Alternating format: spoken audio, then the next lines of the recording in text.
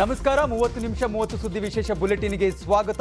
ನಾನು ಚೇತನ್ ಹೂಗಾರ್, ನನ್ನ ಜೊತೆ ಇದ್ದಾರೆ ನನ್ನ ಕಲೀಗ್ ನಾನು ಸೌಮ್ಯ ಮಳಲಿ. ವೀಕ್ಷಕರೇ, ಇವತ್ತು ಬೆಳಗ್ಗಿಂದ ಆಗಿರುವಂತಹ ವಿದ್ಯಮಾನಗಳ ಪ್ರಮುಖ ಸುದ್ದಿಗಳನ್ನು ಒಂದೊಂದಾಗಿ ನೋಡ್ತಾ ಹೋಗೋಣ. ಪಂಚರತ್ನ ಯಾತ್ರೆ ವೇಳೆ ಕುಮಾರಸ್ವಾಮಿ ಹೊಸ ಬಾಂಬ್ ಅನ್ನು ಸಿಡಿಸಿದ್ದಾರೆ. ಪ್ರಹ್ಲಾದ್ ಜೋಶಿ ಅವರೇ ಬಿಜೆಪಿಯ ಮುಂದಿನ ಸಿಎಂ ಅಭ್ಯರ್ಥಿ. ಪ್ರಹ್ಲಾದ್ ಜೋಶಿ ಅವರನ್ನ ಸಿಎಂ ಮಾಡಲು ಆರ್ಎಸ್ಎಸ್ ಹುನ್ನಾರ ಮಾಡಿದೆ. ಜೊತೆಗೆ 8 ಜನ ಡಿಸಿಎಂ ಮಾಡಿ ಒಬ್ಬ ಸಿಎಂ ಮಾಡೋ ಯೋಜನೆ ಅವರಿಗಿದೆ. ಈಗಾಗಲೇ ದೆಹಲಿಯಲ್ಲಿ ಚರ್ಚೆ ಆಗಿದೆ. ಅದ್ರ ಬಗ್ಗೆ ಸಂಪೂರ್ಣ ಮಾಹಿತಿ ನನಗಿದೆ ಅಂತ ಕುಮಾರಸ್ವಾಮಿ ಹೊಸ ಬಾಂಬ್ ಅನ್ನು ಸಿಡಿಸಿದ್ದಾರೆ. ಇವತ್ತು ಪ್ರಹ್ಲಾದ್ ಜೋಶಿ ಅವರನ್ನ ಮುಂದಿನ ಚುನಾವಣೆ ನಂತರ ಈ ರಾಜ್ಯದ ಮುಖ್ಯಮಂತ್ರಿ ಮಾಡಬೇಕು ಅಂತಕ್ಕಂಥದ್ದು ಆರ್ಎಸ್ಎಸ್ನಲ್ಲಿ ಹುನ್ನಾರ ಪ್ರಾರಂಭ ಆಗಿದೆ. ಅದಕ್ಕೆ ಕಾರಣ ಪ್ರಹ್ಲಾದ್ ಜೋಶಿ ಅವರು ನಮ್ಮ ದಕ್ಷಿಣ ಕರ್ನಾಟಕದ ಬ್ರಾಹ್ಮಣರಿದ್ದಾರಲ್ಲ, ಆ ಸಂಸ್ಕೃತಿಯ ಬ್ರಾಹ್ಮಣರಲ್ಲ ಅವರು. ಆ ಬ್ರಾಹ್ಮಣ ವೃತ್ತಿಯಲ್ಲೂ ಬ್ರಾಹ್ಮಣರ ಸಂಸ್ಕಾರದಲ್ಲೂ 2-3 ಥರ ಇದ್ದಾವೆ. ಇವರು ಯಾವ ಶೃಂಗೇರಿ ಮಠದ ಶೃಂಗೇರಿ ಮಠದ ಒಂದು ಪೇಶಾವರ ಗ್ರೂಪ್ನವರು, ಪೇಶವೆಗಳು ಶೃಂಗೇರಿಯ ಮಠವನ್ನು ಒಡೆದಂತರೇನಿದ್ದಾರೆ, ಅಲ್ಲಿಯ ದೇವರ ವಿಗ್ರಹವನ್ನು, ಆ ಒಂದು ವರ್ಗಕ್ಕೆ ಸೇರಿದಂಥವ್ರು ಇವರು. ಮಹಾತ್ಮ ಗಾಂಧೀಜಿಯವರನ್ನು ಕೊಂದಂಥ ವರ್ಗಕ್ಕೆ ಸೇರಿರ್ತಕ್ಕಂಥವ್ರು ಇವರು. ಇವರು ನಮ್ಮ ಹಳೆ ಕರ್ನಾಟಕದ ಬ್ರಾಹ್ಮಣರಲ್ಲ. ಅವರನ್ನು ಮುಂದಿನ ಮುಖ್ಯಮಂತ್ರಿ ಮಾಡ್ತಕ್ಕಂಥದ್ದಕ್ಕೆ ಈಗಾಗಲೇ RSSನಲ್ಲಿ ತೀರ್ಮಾನಗಳೇನಾಗಿದೆ, ಈ ರಾಜ್ಯದಲ್ಲಿ ಇಂಥ ವ್ಯಕ್ತಿಗಳನ್ನು ಮುಂದೆ ಮುಖ್ಯಮಂತ್ರಿ ಮಾಡಿ ನನಗೆ ವಿಷಯ ಬಂದಿದೆ. 8 ಜನ ಉಪಮುಖ್ಯಮಂತ್ರಿಗಳು, ಇವ್ರನ್ನ ಮುಖ್ಯಮಂತ್ರಿ ಮಾಡಿ 8 ಜನ ಉಪಮುಖ್ಯಮಂತ್ರಿಗಳು ಮಾಡ್ತಕ್ಕಂಥ ಮೀಟಿಂಗು ದೆಹಲಿಯಲ್ಲಿ ಏನು ಮಾಡಿದ್ದಾರೆ RSS ಕೇಂದ್ರದಲ್ಲಿ. BJPಯ ಈ ಹುನ್ನಾರ ಏನಿದೆ, ಕರ್ನಾಟಕದ ಜನ ಈ BJPಯ RSSನ ಕುತಂತ್ರಕ್ಕೆ. ಕುಮಾರಸ್ವಾಮಿ ಹೇಳಿಕೆ ಬಗ್ಗೆ ಕಟೀಲ್ ವ್ಯಂಗ್ಯವಾಡಿದ್ದಾರೆ. ಈ ಬಾರಿ JDSಗೆ 20 ಸ್ಥಾನ ಕೂಡ ಸಿಗೋದಿಲ್ಲ, 8 ಜನ DCM ಅಂತ ಅವರ ಮನೆ ನೋಡಿ ಹೇಳಿರಬೇಕು ಅಂತ ವ್ಯಂಗ್ಯವಾಡಿದ್ದಾರೆ. ಮುಂದಿನ ಚುನಾವಣೆಯಲ್ಲಿ JDS 20 ಸ್ಥಾನಗಳನ್ನು ಗೆಲ್ಲುವುದಿಲ್ಲ ಅನ್ನುವ ಭಯದ ವಾತಾವರಣ ಅವರನ್ನು ಕಾಡ್ತಾ ಇದೆ. ಹಾಗಾಗಿ ಮನಭ್ರಾಂತಿಗಳು ಪ್ರಾರಂಭ ಆಗಿದೆ ಅವರಿಗೆ. 9 ಜನ ಉಪಮುಖ್ಯಮಂತ್ರಿ ಅಂತ ಅವರ ಮನೆ ನೋಡಿ ಹೇಳಿರ್ಬೇಕು. ಅವ್ರ ರಾಜಕಾರಣ ಅದೇ ನಡ್ಕೊಂಡು ಬಂದರು ಅಂತ ಎರಡನ್ನೂ ಮಾಡಿದ್ದಾರೆ ಅವರು. ಒಂದು ಕುಟುಂಬ ರಾಜಕಾರಣ, ಇನ್ನೊಂದು ಒಡೆದಾಡುವ ರಾಜಕಾರಣ. ಹಾಗಾಗಿ ಅದನ್ನು ಉಲ್ಲೇಖ ಮಾಡಿರ್ಬೋದು. ಸಮುದಾಯಗಳ ಬಗ್ಗೆ ಬಹಳ ಕೆಟ್ಟದಾಗಿ ಮಾತನಾಡಿದ್ದಾರೆ ಅನ್ನುವಂಥದ್ದು. ಮಾಜಿ ಮುಖ್ಯಮಂತ್ರಿ ಆಗಿದ್ದವರು, ಅವರು ಈ ರಾಜ್ಯದಲ್ಲಿರ್ತಕ್ಕಂಥ ಎಲ್ಲ ಸಮುದಾಯಗಳಿಗೆ ಗೌರವ ಕೊಡಬೇಕಾಗಿರ್ತಕ್ಕಂಥವ್ರು. ಅದು ಬಿಟ್ಟು ಈ ರೀತಿ ಹೇಳಿಕೆ ಕೊಡ್ತಕ್ಕಂಥ ಅವರಿಗೆ ಶೋಭೆ ಅಲ್ಲ. ಕುಮಾರಣ್ಣನ ಈ ಹೇಳಿಕೆಗಳು ಇವತ್ತು ಶುರುವಲ್ಲ, ಹಿಂದಿನಲ್ಲೇ ಈ ರೀತಿ ನಡವಳಿಕೆಗಳು ಬಂದಿವೆ. ಕಡೆ ಕುಮಾರಸ್ವಾಮಿ ಮಾನಸಿಕ ಸ್ಥಿಮಿತ ಕಳೆದುಕೊಂಡಿದ್ದಾರೆ ಅಂತ HDK ಹೇಳಿಕೆಗೆ ಧಾರವಾಡದಲ್ಲಿ ಶಾಸಕ ಅರವಿಂದ್ ಬೆಲ್ಲದ್ ಆಕ್ರೋಶವನ್ನು ವ್ಯಕ್ತಪಡಿಸಿದ್ದಾರೆ. ಆದರೆ ಅಂಥವರು ತಳಬುಡ ಇಲ್ಲದಂತ ಹೇಳಿಕೆ ಕೊಟ್ಟಿದ್ದಾರೆ. ಅವರ ಮಾನಸಿಕ ಸ್ಥಿತಿ ತಪ್ಪಿದಂತೆ ಅನಿಸ್ತಾ ಇದೆ ಅಂತ ಹೇಳಿದ್ದಾರೆ. ಜನರ ನಡುವೆ ಏನು ಸಾಮರಸ್ಯ ಐತಿ, ಆ ಸಾಮರಸ್ಯವನ್ನು ಕೆಡಿಸುವಂಥ ಕೆಲಸ ಕುಮಾರಸ್ವಾಮಿ ಅವರು ಈ ರೀತಿಯ ಸ್ಟೇಟ್ಮೆಂಟ್ಗಳ ಮೂಲಕ ಆಗ್ತೈತಿ. ಈ ರೀತಿಯ ಬ್ಯಾಲೆನ್ಸ್ ಇಲ್ಲದಂಥ ಸ್ಟೇಟ್ಮೆಂಟ್ ಅವ್ರಿಗೆ ಕೊಡಬಾರ್ದು ಅಂತೇಳಿ ನಾನು ವಿನಂತಿ ಮಾಡ್ಕೊತೇನೆ. ಜನರ ನಡುವೆ ಏನು ಸಾಮರಸ್ಯ. ಬಿಜೆಪಿಯಿಂದ ಬ್ರಾಹ್ಮಣ ಸಿಎಂ ಮಾಡ್ತಾರೆ ಎಂಬ ಕುಮಾರಸ್ವಾಮಿ ಹೇಳಿಕೆ ಬಗ್ಗೆ DKಶಿ ಪ್ರತಿಕ್ರಿಯೆ ಕೊಟ್ಟಿದ್ದಾರೆ. ನನಗೆ ಭವಿಷ್ಯ ಗೊತ್ತಿಲ್ಲ, ಅವರ ಆಡಳಿತ ಭವಿಷ್ಯ ಕೂಡ ಗೊತ್ತಿಲ್ಲ ಅಂತ ಹೇಳಿದ್ದಾರೆ. ಭವಿಷ್ಯ ಗೊತ್ತಿಲ್ಲ, ಅವ್ರ ಭವಿಷ್ಯ, ಅವರ ಆಡಳಿತ ಗೊತ್ತಿಲ್ಲ. ನಮ್ಮ ಕಾಂಗ್ರೆಸ್ ಪಾರ್ಟಿದು ಮಾತ್ರ ಗೊತ್ತು ನನಗೆ. ಸಾಮೂಹಿಕ ನಾಯಕತ್ವದಲ್ಲಿ ಚುನಾವಣೆ ನಡೆಸ್ತೇವೆ. ನಮ್ಮ ಕಾಲ ಮೇಲೆ ನಾವು ಸರ್ಕಾರ ರಚನೆ ಮಾಡ್ತೇವೆ. ಜನಕ್ಕೊಂದು ಒಳ್ಳೆ. ಪಂಚರತ್ನ ಯಾತ್ರೆ ಬಗ್ಗೆ ಪ್ರಹ್ಲಾದ್ ಜೋಶಿ ವ್ಯಂಗ್ಯವಾಡಿದ್ದಾರೆ. ಪಂಚರತ್ನ ಯಾತ್ರೆಗೆ ನವಗ್ರಹ ಯಾತ್ರೆ ಅಂತ ಹೆಸರಿಡಿ ಎಂದಿದ್ದಾರೆ. ಪ್ರಹ್ಲಾದ್ ಜೋಶಿಗೆ ಮಾಜಿ ಸಿಎಂ HDK ಟಾಂಗ್ ಕೊಟ್ಟಿದ್ದಾರೆ. ಬಿಜೆಪಿಯದ್ದನ್ನ CD ಯಾತ್ರೆ ಅಂತ ಹೆಸರಿಡಿ ಅಂತ ಕುಮಾರಸ್ವಾಮಿ ಟಾಂಗ್ ಕೊಟ್ಟಿದ್ದಾರೆ.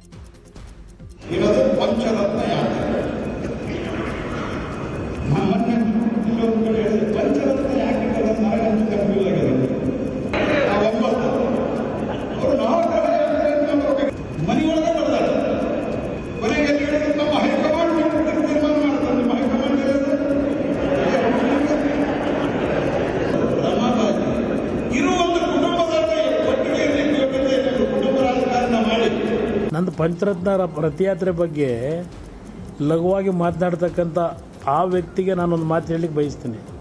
ವಿಜಯ ಸಂಕಲ್ಪ ಪ್ರಹ್ಲಾದ್ ಜೋಶಿಗೆ ಹೇಳ್ತೀನಿ, ನಮ್ಮ ಪಕ್ಷದ ನಾಯಕರ CD ಸಂಕಲ್ಪ ಅಂತ ಹೆಸರಿಟ್ಟು ಹೋದರೆ ಆಗ ನಾನು ನವಗ್ರಹ ಅಂತ ಬದಲಾವಣೆ ಮಾಡೋಣ. ನೀವು ಕೇಂದ್ರದ ಮಂತ್ರಿಯಾಗಿ ನಿಮ್ಮ ತಮ್ಮಂದೋ ಅಣ್ಣಂದೋ ಯಾವುದೋ ಬ್ಯಾಂಕ್ನ ಅವ್ಯವಹಾರ ಫ್ರಾಡ್ ಮುಚ್ಕೊಂಡು ನಿಮ್ಮ ಸಿಡಿ ಯಾತ್ರೆ ಕುರಿತು ಕುಮಾರಸ್ವಾಮಿ ಆರೋಪಕ್ಕೆ ರವಿಕುಮಾರ್ ಸ್ಫೋಟಕ ಆರೋಪ ಮಾಡಿದ್ದಾರೆ. ಕುಮಾರಸ್ವಾಮಿಯರದ್ದು ತಾಜ್ ವೆಸ್ಟ್ ಎಂಡ್ ತೋಟದ ಮನೆಯಲ್ಲಿ ಏನೇನಾಗಿದೆ ಅಂತ ಎಳೆಯಾಗಿ ಬೇಕಿದ್ರೆ ನಾವು ಬಿಚ್ಚಿಡ್ತೀವಿ, ಹಾಗಾದ್ರೆ ಅವರದ್ದು ಸಿಡಿ ಇದೆಯಾ ಅಂತ ಪ್ರಶ್ನಿಸಿದ್ದಕ್ಕೆ ಹೌದು ಅವರು ಮುಂದೆ ಮಾತಾಡ್ಲಿ, ನಾವು ಅದಕ್ಕೆ ಸರಿಯಾಗಿ ಉತ್ತರ ಕೊಡ್ತೀವಿ ಅಂತ ರವಿಕುಮಾರ್ ಸವಾಲ್ ಹಾಕಿದ್ದಾರೆ. ಇದರೊಂದಿಗೆ ಪರೋಕ್ಷವಾಗಿ ಕುಮಾರಸ್ವಾಮಿ ಅವರದ್ದು ಕೂಡ ಸಿಡಿ ಇದೆ ಅಂತ ಹೇಳಿದ್ದಾರೆ. ಕುಮಾರಸ್ವಾಮಿ ಅವರ ಬಗ್ಗೆ ಸಿಡಿ ಮತ್ತು ತಾಜ್ ವೆಸ್ಟ್ ಎಂಡ್ ಹೋಟೆಲ್ಲು, ಅವರ ಮನೆ, ಅವ್ರ ತೋಟದ ಮನೆ, ಇವೆಲ್ಲ ಪ್ರಕರಣಗಳು ನಮಗೂ ಕೂಡ ಗೊತ್ತಿದೆ. ಅವರು ಮಾತಾಡಿದ ಮೇಲೆ ಅವ್ರು ಇದೇ ಥರದ ಮುಂದುವರೆದ್ರೆ ನಾವು ಕೂಡ ರಾಜಕಾರಣವನ್ನು ಮಾಡೋದಕ್ಕೆ ಬಂದಿರತಕ್ಕಂಥದ್ದು, ಹಾಗೆ ಬಂದಿಲ್ಲ, ನಾವು ಕೂಡ ಮಾತಾಡ್ತೇವೆ ಮುಂದೆ. ಅವರೇನು ಭಾಳ ಹರಿಶ್ಚಂದ್ರರಲ್ಲ ಕುಮಾರಸ್ವಾಮಿ ಅವರು. ನಾವು ಕಾಂಗ್ರೆಸ್ ಪ್ರಜಾಧ್ವನಿ ಯಾತ್ರೆ ಬಸ್ ಪಂಕ್ಚರ್ ಆಗುತ್ತೆ ಎಂದು ಪ್ರಜಾಧ್ವನಿ ಯಾತ್ರೆ ಬಗ್ಗೆ ಯಡಿಯೂರಪ್ಪ ವ್ಯಂಗ್ಯವಾಡಿದ್ರು. ಯಡಿಯೂರಪ್ಪ ಹೇಳಿಕೆಗೆ ಸಿದ್ದರಾಮಯ್ಯ ತಿರುಗೇಟನ್ನ ಕೊಟ್ಟಿದ್ದಾರೆ. ಬಿಜೆಪಿಯವರು ಯಡಿಯೂರಪ್ಪರನ್ನೇ ಪಂಕ್ಚರ್ ಮಾಡಿದ್ದಾರೆ. ಬಿಎಸ್ವೈ ಬಗ್ಗೆ ನನಗೆ ಗೌರವವಿದೆ, ಅನುಕಂಪ ಇದೆ ಅಂತ ಹೇಳಿದ್ದಾರೆ.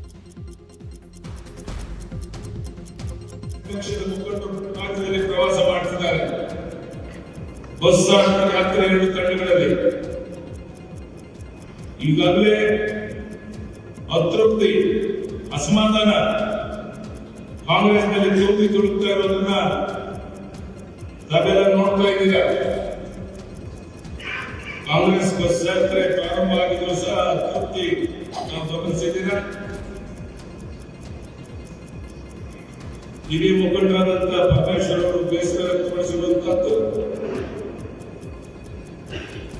ಕಾಂಗ್ರೆಸ್ಸಿನ ಬಸ್ ಯಾತ್ರೆ ಮಧ್ಯದಲ್ಲಿ ಪಂಕ್ಚರ್ ಆಗುತ್ತೆ, ಇದರಲ್ಲಿ ಅನುಮಾನ ಬೇಡ. ಅವ್ರದ್ದು ರಥ ಪಂಕ್ಚರ್ ಆಗದೆ ಇದ್ರೆ ಸಾಕು. ಈಗಾಗಲೇ ಅವರು ಪಂಕ್ಚರ್ ಮಾಡಿಬಿಟ್ಟಿದ್ದಾರೆ BJP-ಯವರು ಅಲ್ವಾ. ಯಡಿಯೂರಪ್ಪನವ್ರಿಗೆ ಪಂಕ್ಚರ್ ಮಾಡಿಬಿಟ್ಟಿಲ್ವಾ? ಅವ್ರು ಮುಖ್ಯಮಂತ್ರಿ ತೆಗೆದಾಕ್ಬಿಟ್ರಲ್ಲ ಅನಗತ್ಯವಾಗಿ, ಅದು ಪಂಕ್ಚರ್ ಅಲ್ವಾ? ಅವ್ರ ಭಾಷೆನಲ್ಲಿ ಪಂಕ್ಚರ್, ಅದು ಪಂಕ್ಚರ್.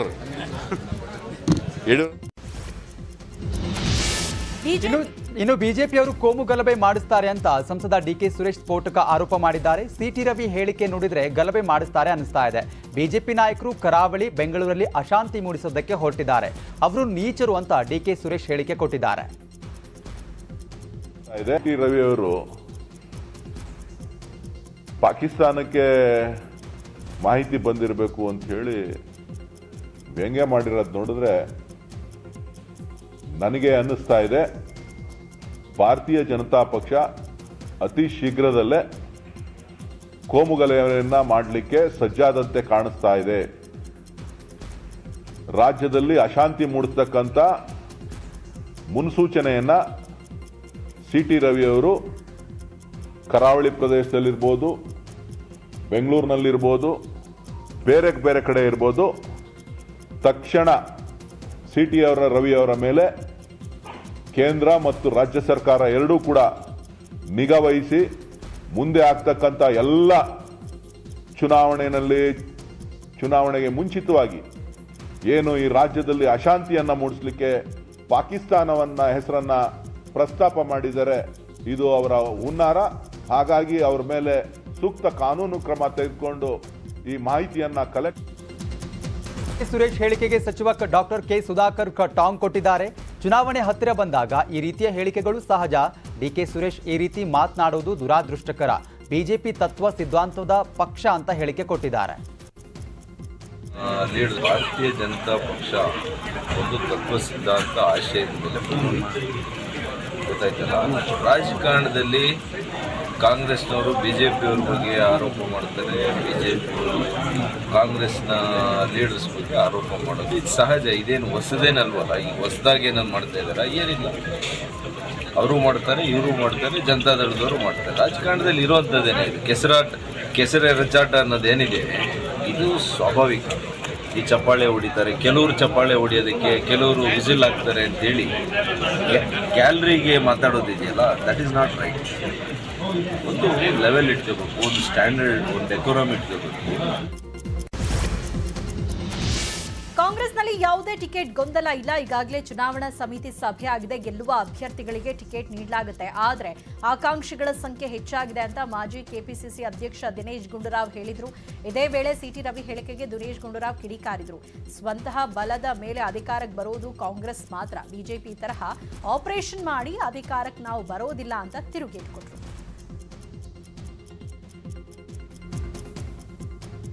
ಈಗ ಚುನಾವಣೆ ನಮ್ಮ ಸಮಿತಿ ಮೀಟಿಂಗ್ ಮಾಡಿ ನ್ಯಾಯಯುತವಾಗೆಲ್ಲ ಮಾಡಬೇಕು ಮತ್ತು ಗೆಲ್ಲುವಂಥ ಅವಕಾಶ ಯಾರಿಗೆ ಅಭ್ಯರ್ಥಿಗಳಿದೆ ಅವರಿಗೆ ನಾವು ಯಾವುದೇ ಕಾರಣಕ್ಕೂ ಕೂಡ ಅದು ಅವ್ರಿಗೆ ಟಿಕೆಟ್ಗಳು ತಪ್ಪಬಾರ್ದು ಮತ್ತು ಎಲ್ಲ ವರ್ಗಗಳಿಗೆ ಮತ್ತು ಮಹಿಳೆಯರಿಗೆ ಯುವಕರಿಗೆ ಎಲ್ರಿಗೂ ಕೂಡ ಆದಷ್ಟು ಮಟ್ಟಿಗೆ ನಾವು ನ್ಯಾಯ ಕೊಡಿಸುವಂಥ ಕೆಲಸ ಆಗಬೇಕು. ಎಲ್ಲರೂ ನೋಡಿ, ಕರ್ನಾಟಕದಲ್ಲಿ ಸ್ಪಷ್ಟ ಬಹುಮತ ತರುವಂಥ ಒಂದೇ ಒಂದು ಪಕ್ಷ ಅದು ಕಾಂಗ್ರೆಸ್. ಸಿ ಟಿ ರವಿ ಅವರಿಗೆ ಗೊತ್ತಿರ್ಬೋದು, ಇದುವರೆಗೂ ಇತಿಹಾಸದಲ್ಲಿ BJPಗೆ ಸ್ವಂತ ಬಹುಮತ ಬಂದಿಲ್ಲ. ಯಾವಾಗಲೂ ಕೂಡ ಸಿ ಟಿ ರವಿ ಅವರು ಅವರೆಲ್ಲ ಸೇರಿಕೊಂಡು ವಾಮ ಮಾರ್ಗ ಹುಡ್ಕೊಂಡು ಆಪರೇಷನ್ ಕಮಲ ಮಾಡಿಕೊಂಡು ಸರ್ಕಾರಗಳನ್ನು ಬೀಳಿಸಿ ಅಥವಾ ಡಿಫೆಕ್ಷನ್ಗಳು ಮಾಡಿಸಿ ಸರ್ಕಾರಗಳು ಮಾಡಿದ್ದಾರೆ ಹೊರತು ಸ್ವಂತ ಬಲದ ಮೇಲೆ ಯಾವತ್ತೂ ಕೂಡ ಮಾಡಿಲ್ಲ. ಸ್ವಂತ ಬಲದ ಮೇಲೆ ಯಾರಾದರೂ ಈ ರಾಜ್ಯದಲ್ಲಿ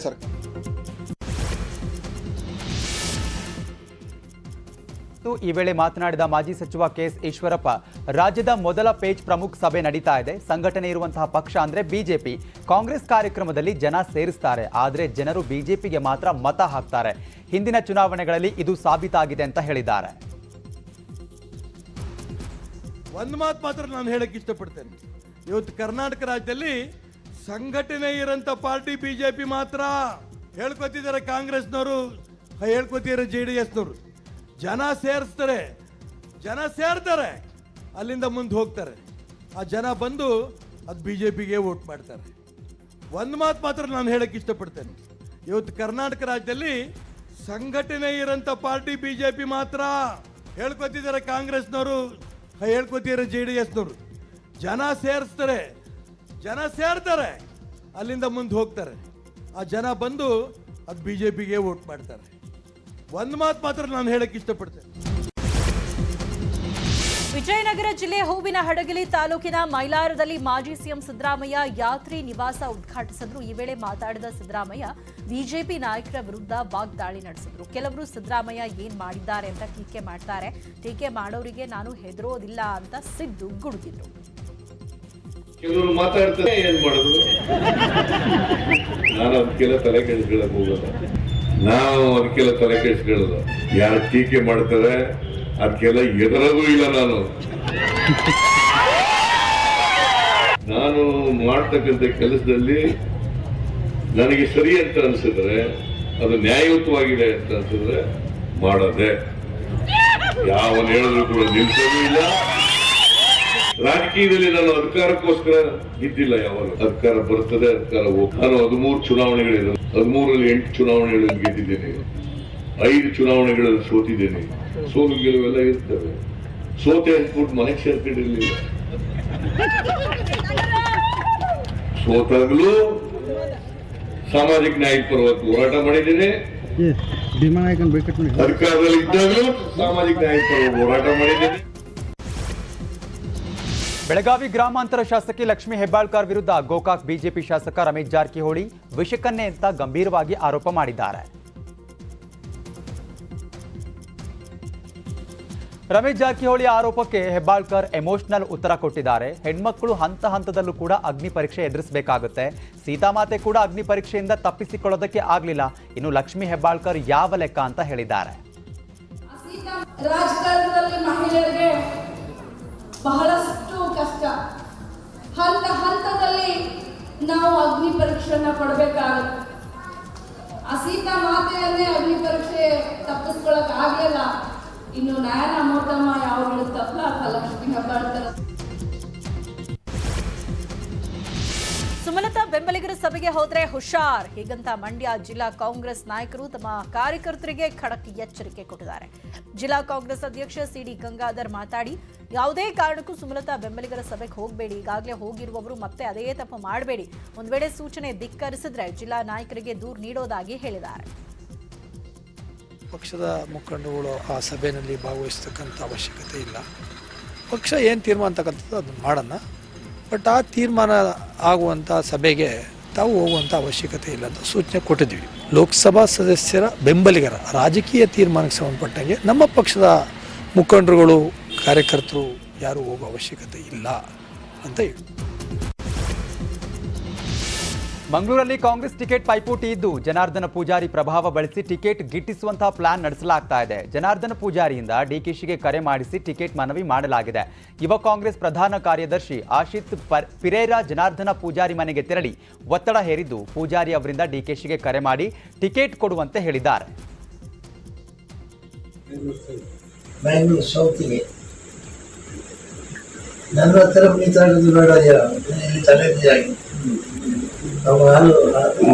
ನಮಗೆ ಆರೋಗ್ಯ ನೀವೇ ಸುಧಾರಿಸಿ ಆಶಿಸಲಿದೆ ಜಯ ಗೋಬರ ಸ್ಥಾನಕ್ಕೆ ಅದು ಹೇಳಿದ್ದೆ. ಭದ್ರಾ ಮೇಲ್ದಂಡೆ ಯೋಜನೆಗೆ ಹಣ ಕೊಟ್ಟಿರುವುದು ಸಾಕಾ, ನಿಮ್ಮ ಬಾಯಾಗ ಮಣ್ಣು ಹಾಕ ಅಂತ ಪ್ರಹ್ಲಾದ್ ಜೋಶಿ ವಿರುದ್ಧ ಸಿಎಂ ಇಬ್ರಾಹಿಂ ಕಿಡಿಕಾರಿದ್ದಾರೆ. ರಾಷ್ಟ್ರೀಯ ಯೋಜನೆ ಅಂತ ಮಾಡಿ ಕೇವಲ 5,200 ಕೋಟಿ ಸಾಕ, ದೇವೇಗೌಡರಿದ್ದಾಗ 18,000 ಕೋಟಿ ಕೊಡಿಸಿದ್ರು. ಕೃಷ್ಣಾ ಮೇಲ್ದಂಡೆ ಯೋಜನೆ ಸೇರಿ ಯಾವ ನೀರಾವರಿ ಯೋಜನೆಗೂ ದುಡ್ಡಿಲ್ಲ, ಕಾಂಗ್ರೆಸ್ ಬಿಜೆಪಿಯ ಚಿಕ್ಕಪ್ಪನ ಮಕ್ಕಳು ಅಂತ ಇಬ್ರಾಹಿಂ ಕಿಡಿಕಾರಿದ್ದಾರೆ. ಭದ್ರಾ ಮೇಲ್ಕಂಡೆ ಯೋಜನೆಗೆ 5,300 ಕೋಟಿ ನಾಚಿಕೆ ಆಗಲ್ಲ ಜೋಶಿ, ನಿಮ್ಮ ಬಾಯ ಮಣ್ಣಾಕ. ದೇವೇಗೌಡ ಇದ್ದಾಗ 18,000 ಕೋಟಿ ರೂಪಾಯಿ ಕೊಟ್ಟಿದ್ರು. GST ದುಡ್ಡು ಕೊಡಿಸೋ ಗಂಡಸ್ತಾನ ಇಲ್ವಲ್ರಿ ನಿಮಗೆ ಭದ್ರಾ ಮೇಲ್ಕಂಡೆ. ಸಚಿವ ಕೆಸಿ ನಾರಾಯಣಗೌಡರಿಂದ ಮಹಿಳಾ ಕಾರ್ಯಕರ್ತರೊಂದಿಗೆ ಬಿಂದಾಸ್ ಸ್ಟೆಪ್ಸ್ ಹಾಕಿದ್ದಾರೆ. ಮಂಡ್ಯ ಜಿಲ್ಲೆಯ ಕೆಆರ್ಪೇಟೆಯಲ್ಲಿ ನಡೆದ ಮಹಿಳಾ ಜಾಗೃತಿ ಸಮಾವೇಶದಲ್ಲಿ ಮೈ ಚಳಿ ಬಿಟ್ಟು ತಮಟೆ ಸದ್ದಿಗೆ ಡ್ಯಾನ್ಸ್ ಅನ್ನು ಮಾಡಿದ್ದಾರೆ. ಕೈಯಲ್ಲಿ ಟವೆಲ್ ಸುತ್ತುತ್ತಾ ಹುಚ್ಚೆದ್ದು ಕುಣಿದಿದ್ದಾರೆ.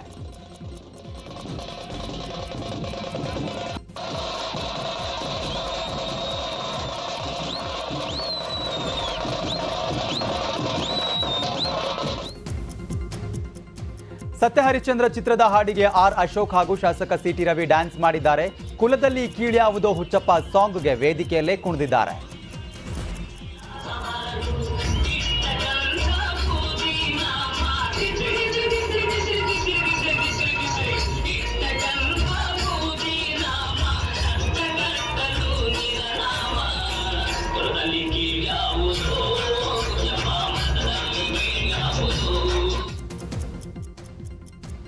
ಸಂಸದ ಡಿಕೆ ಸುರೇಶ್ ಹುಟ್ಟೂರು ಜಾತ್ರಾ ಸಂಭ್ರಮದಲ್ಲಿ ಭಾಗಿಯಾಗಿದ್ದಾರೆ. ಗ್ರಾಮಸ್ಥರು ತೊಟ್ಟಿಲಿನಲ್ಲಿ ಡಿಕೆ ಸುರೇಶ್ರನ್ನ ಕೂರಿಸಿ ಸಿಡಿ ಆಡಿಸಿದರು.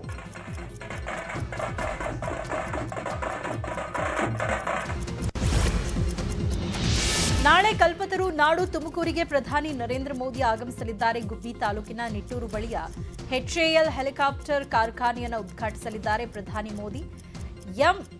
MI-17 ಹೆಲಿಕಾಪ್ಟರ್ನಲ್ಲಿ ಬರಲಿದ್ದು ಮಧ್ಯಾಹ್ನ 3:20ಕ್ಕೆ HAL ಹೆಲಿಪ್ಯಾಡ್ನಲ್ಲಿ ಇಳಿಯಲಿದ್ದಾರೆ. ಪ್ರಧಾನಿ 3:30ಕ್ಕೆ ತುಮಕೂರಿನ HAL ಹೆಲಿಕಾಪ್ಟರ್ ಕಾರ್ಖಾನೆಯನ್ನು ಲೋಕಾರ್ಪಣೆ ಮಾಡಲಿದ್ದಾರೆ ಮತ್ತು ಜಲಜೀವನ್ ಮಿಷನ್ ಯೋಜನೆಗಳ ಶಂಕುಸ್ಥಾಪನೆ ನೆರವೇರಿಸಲಿದ್ದಾರೆ. ಮನೆಗಳ್ಳತನ ಕೃತ್ಯಕ್ಕೆ ಸಾಥ್ ನೀಡಿದ ಗಿರ್ವಿ ಅಂಗಡಿ ಮಾಲೀಕನ ಬಂಧನದ ವೇಳೆ ಹೈ ಡ್ರಾಮಾ ಮಾಡಿದಂತಹ ಘಟನೆ ಬೆಂಗಳೂರಲ್ಲಿ ನಡೆದಿದೆ. ಬರಲ್ಲ ಅಂತ ಪಟ್ಟು ಹಿಡಿದು ಅಂಗಡಿ ಒಳಗೆ ಕೂತಿದ್ದ ಮಾಲೀಕನನ್ನ ಬಿಡದೆ ಪೊಲೀಸರು ಹೊತ್ತುಕೊಂಡು ಹೋಗಿದ್ದಾರೆ. ಈ ಭವರ್ ಲಾಲ್ ಮನೆಗಳ್ಳತನ ಮಾಡ್ತಾ ಇದ್ದಂಥ ಆರೋಪಿಯ ಬಳಿ ಚಿನ್ನ ಖರೀದಿಸ್ತಾ ಇದ್ರು. ಇದರ ನಡುವೆ ಖದೀಮ ಶ್ರೀನಿವಾಸ್ ಅಲಿಯಾಸ್ ಅಪ್ಪು ಎಂಬಾತನನ್ನ ವಿವೇಕನಗರ ಠಾಣಾ ಪೊಲೀಸರು ಬಂಧಿಸಿದ್ರು. ವಿಚಾರಣೆ ವೇಳೆ ಆತ 15 ಮನೆಗಳಲ್ಲಿ ಕಳ್ಳತನ ಮಾಡಿರುವುದು ಪತ್ತೆಯಾಯಿತು.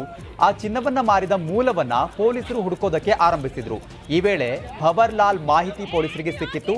ಆಗ್ಲೇ ಈ ಹೈ ಡ್ರಾಮಾ ನಡೆದಿದೆ.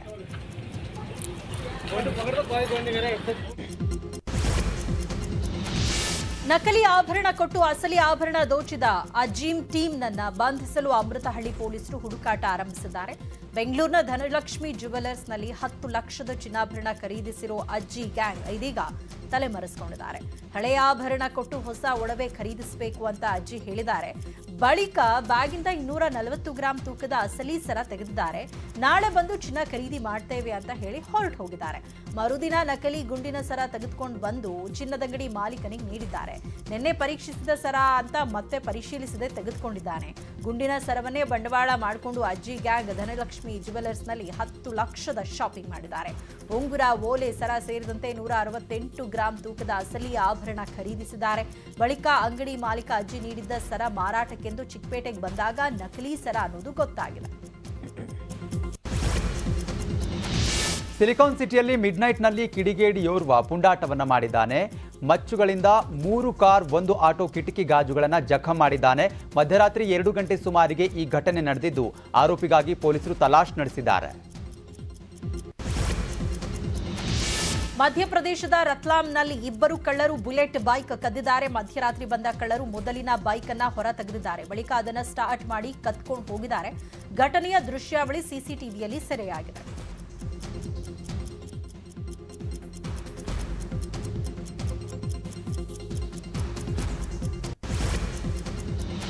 ಸೆಲ್ಫಿ ವಿಡಿಯೋ ಮಾಡಿಟ್ಟು ವ್ಯಕ್ತಿಯೊಬ್ಬ ಆತ್ಮಹತ್ಯೆಗೆ ಶರಣಾಗಿದ್ದಾನೆ. ಈ ಘಟನೆ ರಾಮನಗರ ಜಿಲ್ಲೆಯ ವಾಸುದೇವಪುರದಲ್ಲಿ ನಡೆದಿದೆ. 35 ವರ್ಷದ ಶಿವರಾಜ್ ನೇಣು ಬಿಗಿದುಕೊಂಡು ಆತ್ಮಹತ್ಯೆ ಮಾಡಿಕೊಂಡಿದ್ದಾನೆ. ಶಿವರಾಜ್ ಸ್ನೇಹಿತರ ಬಳಿ 40,000 ಹಣ ಸಾಲ ಪಡೆದಿದ್ದ. ಸಾಲದ ಹಣ ವಾಪಸ್ ನೀಡದಿದ್ದಕ್ಕೆ ಶಿವರಾಜ್ಗೆ ಧಮಕಿ ಹಾಕಿದ್ದಾರೆ. ಸಾಲ ಕೊಟ್ಟವರ ಕಿರುಕುಳಕ್ಕೆ ಬೇಸತ್ತು ಶಿವರಾಜ್ ಸೆಲ್ಫಿ ವಿಡಿಯೋ ಮಾಡಿ ಆತ್ಮಹತ್ಯೆ ಮಾಡಿಕೊಂಡಿದ್ದಾನೆ. ಗೋವಾದಲ್ಲಿ ಮತ್ತೆ ಕನ್ನಡಿಗರ ಮೇಲೆ ದೌರ್ಜನ್ಯ ಎಸಗಲಾಗಿದೆ. ವಾಸ್ಕೋ ಬೈನಾ ಬೀಚ್ ಬಳಿ ಇರೋ ಕನ್ನಡಿಗರ ಮನೆ ಧ್ವಂಸಗೊಳಿಸಿ ಜಾಗ ಖಾಲಿ ಮಾಡುವಂತೆ ಗೋವಾ ಸರ್ಕಾರದಿಂದ ಒತ್ತಡ ಹೇರಲಾಗ್ತಾ ಇದೆ.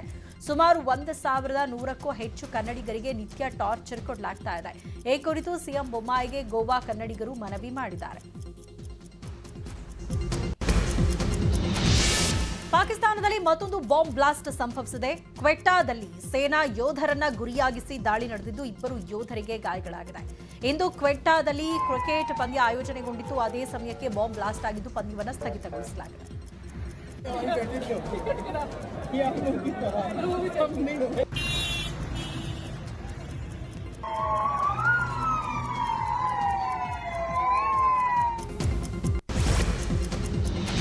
ಪಾಕಿಸ್ತಾನದ ಮಾಜಿ ಅಧ್ಯಕ್ಷ ಪರ್ವೇಜ್ ಮುಷಾರಫ್ ನಿಧನರಾಗಿದ್ದಾರೆ.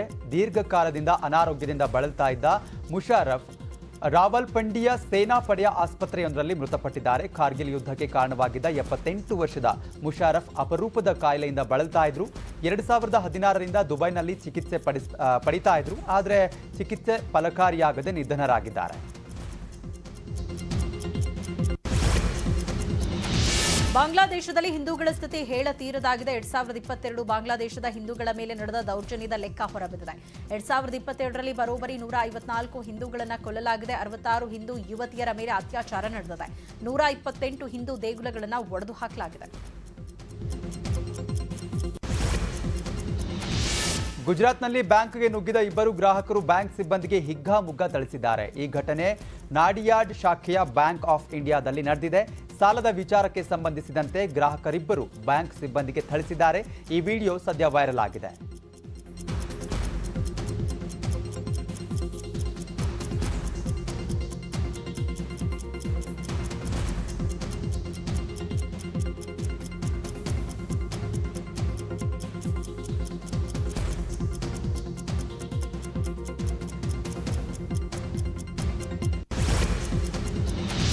ಚೀನಿ ಬೇಹುಗಾರಿಕಾ ಬಲೂನೊಂದನ್ನು ಅಮೆರಿಕ ಹೊಡೆದುರುಳಿಸಿದೆ. ಸೌತ್ ಕರೋಲಿನಾದ ಕಡಲ ತೀರದ ಮೇಲೆ ಹಾದು ಹೋಗ್ತಾ ಇದ್ದ ಬಲೂನನ್ನು ಅಮೆರಿಕದ ಯುದ್ಧ ವಿಮಾನ ನಾಶಗೊಳಿಸಿದೆ.